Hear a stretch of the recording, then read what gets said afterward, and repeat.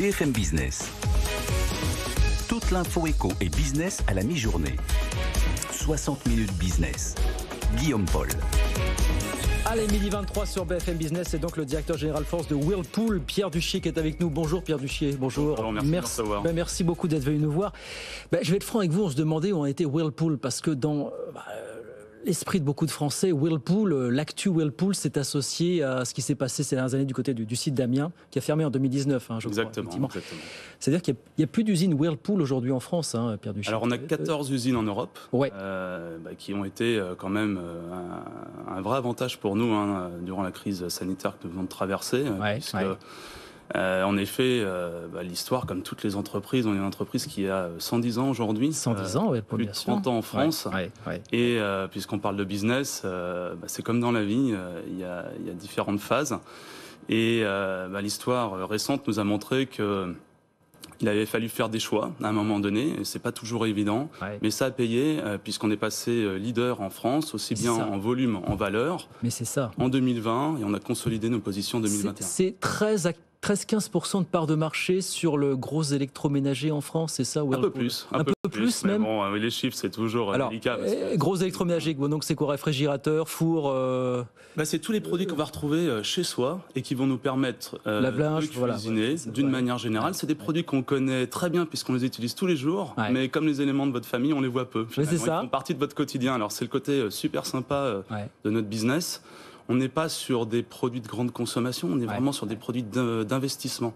C'est pour ça qu'il y a une vraie exigence du consommateur final sur la durabilité, la réparabilité, on en parle beaucoup, mais c'est normal. Sans usine, alors 271 personnes en France aujourd'hui. 271 personnes. Alors c'est quoi? Il y a un centre d'appel, il y a des commerciaux, il n'y a pas d'usine, mais voilà, c'est ça. Alors historiquement, on vient de se le dire, on a nos sites de production qui sont basés en Europe, 14.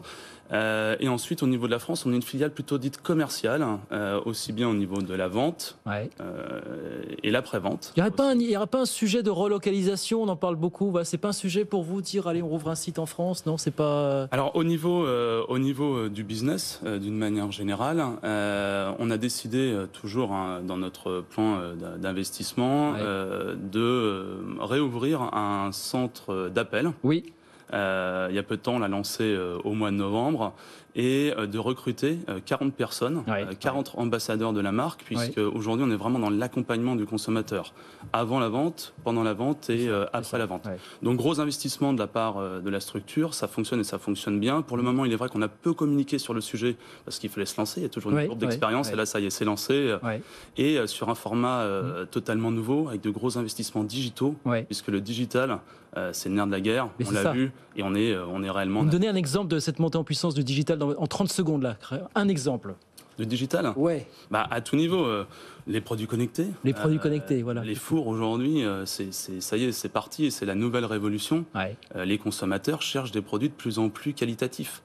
De plus en plus durables, de plus en plus qualitatifs. Et il est vrai que Whirlpool, en tant que pionnier et leader de l'investissement, c'est pour ça qu'on est numéro 1, est leader aussi sur ce segment-là. Et les 2 dernières années, vous me dites, on est devenu, on a considérablement augmenté nos parts de marché depuis 2 ans. Parce que le confinement a profité finalement à votre activité. Le confinement, le télétravail.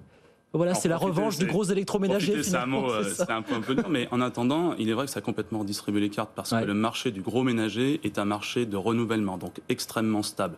Il se vend à peu près 15 millions de pièces par an depuis des années. On dit toujours une bonne année c'est +1, une mauvaise année c'est -1. Là, ça c'est en France, 15 millions par an. Tout à fait.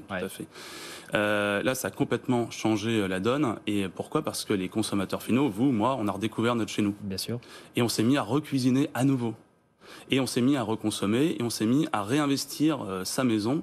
Et donc, du coup, il s'est vendu en France, l'année dernière, plus de 1 million de cuisines intégrées. C'est une nouvelle tendance. Apparemment, il y a des commandes par milliers. C'est incroyable, quoi. Et donc, du coup, en effet, le marché a été très, très dynamique. Et la pointe de force donc, du groupe Whirlpool, c'est grâce à nos 14 usines, à moins de 24-48 heures de livraison des points des entrepôts des distributeurs français. Là, on en a vraiment tiré. J'ai même vu que vous aviez lancé un lave-linge que vous présentez comme le plus silencieux du marché à l'essorage, à l'intention de celles et ceux qui télétravaillent. Ça, je reconnais. C'est du confort, ça. L'investissement et l'innovation, ça finit toujours par payer, on le sait, et bien mal nous en a pris, puisque on a le lave-linge le plus silencieux du marché. Alors, on se remet dans le cadre tous les jours, on est en télétravail, les enfants sont repartis à l'école, et là, votre lave-linge se met en mode essorage. Catastrophe. on est en pleine interview, pleine discussion, compliqué. Bah, tout ça avec Whirlpool, c'est terminé. Et ça, c'est quelque chose qu'on va retrouver sur notre lave-linge, mais pas que.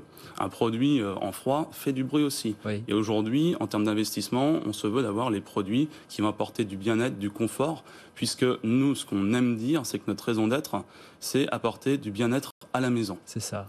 Et donc, du coup, l'innovation en produit passe par là. Et c'est vrai qu'on est sous-équipé en lave-linge en France par rapport à... Alors, en lave-linge, non, mais en lave-vaisselle. En lave-vaisselle, oui. Et donc, du coup, le Covid aussi a complètement changé la donne. C'est vrai. Oui. Et le taux d'équipement a bondi, et c'est le marché qui a le plus progressé l'année dernière en termes de volume, ainsi que le four encastrable. Ouais, c'est ça. Puisqu'en fait, on s'est mis à plus cuisiner, et soit on a changé parce qu'on voulait quelque chose de mieux, mais le côté très positif de tout ça aussi, c'est que le consommateur français a compris qu'il fallait investir dans nos produits, et qu'on n'était pas que sur du prix. Donc on a une vraie montée en gamme aussi de l'équipement. Mais vos prix ont augmenté, j'ai vu ça un petit peu en fait, à cause du fait de problèmes de matières premières. Alors déjà, les consommateurs finaux cherchent des produits qui sont plus écologiques, qui sont réparables, plus durables, évidemment, et des produits technologiquement plus évolués. Donc obligatoirement, ce sont des produits qui vont coûter un petit peu plus cher. Donc le marché de lui-même naturellement augmente, et ensuite, comme tout le monde, on fait face à l'inflation courante du prix des matières et des énergies. Et l'encastrable, voilà, ça aussi c'est un créneau pour vous. Alors ça correspond à une attente du moment, voilà, logement exigu, télétravail, mais on veut... C'est une tendance de fond, c'est pas propre à 2021, mais la période qu'on vient de traverser est un accélérateur pour les raisons que je viens de vous évoquer, puisque les personnes ont réinvesti leur maison,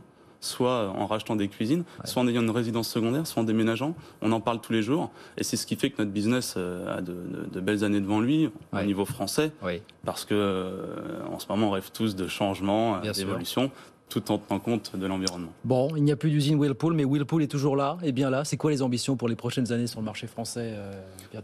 Je pense qu'on a eu notre période de transition où vraiment on a repris nos fondamentaux. C'est ce qu'on a vu sur l'avant-Covid. La période sanitaire qu'on vient de traverser nous a permis de conforter nos positions, et maintenant on va continuer à être tourné vers l'humain. Le consommateur final est en attente de nouvelles informations, de plus de contacts, et c'est pour ça qu'on a ouvert notre centre d'appel. Va vouloir réparer ses produits, va vouloir être accompagné dans tout le cycle de vie du produit. Donc on s'est armé pour ça. Et l'encastrable, l'innovation. On parlait des produits silencieux, mais les grandes capacités. Mieux consommer, c'est mieux cuire. On a des fours vapeur pour ça. Mieux consommer, c'est mieux conserver. On a des réfrigérateurs très grande capacité qui peuvent être aussi complètement cachés dans sa cuisine. Et puis après, l'humain. L'humain, aussi bien chez nous Whirlpool, bien évidemment, le consommateur final est au centre de nos préoccupations, mais nos salariés, nos collaborateurs aussi. Donc, bien-être chez soi, mais bien-être au bureau et bien-être d'une manière générale. Ainsi va l'avenir, voilà, dans l'innovation, dans le gros électroménager. Merci beaucoup, Pierre Duchier. Merci de passer nous voir aujourd'hui, le directeur général France de Whirlpool Corporation avec nous sur BFM Business. Merci beaucoup. Bientôt.